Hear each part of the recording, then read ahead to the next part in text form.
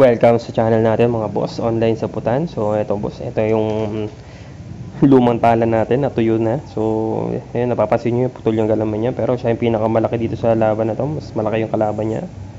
Yung kalaban niya is ano rin, batikan na rin sa bakbakan. So ito, mga 4 na araw na yata itong hindi ko na-open. So na numipis na yung itong tala. So bahala na siya sa kanilang dalawa kung sino mabubuhay sa kanila. So yung mga boss, itatapat natin siya dito.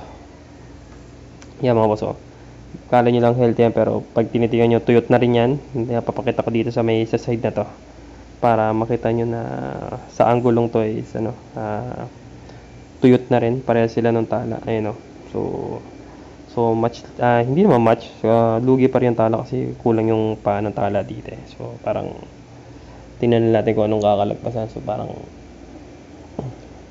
wala na choice, magbakbaka na lang sila. So yung mga boss,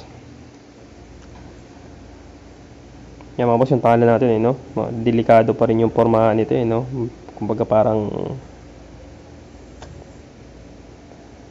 pareha sila may mga naka-ready, mga one strikean lang to parang wala nang follow up ayun na mga kinagat ng tala yung stick, pero binabalutan na siya mga boss.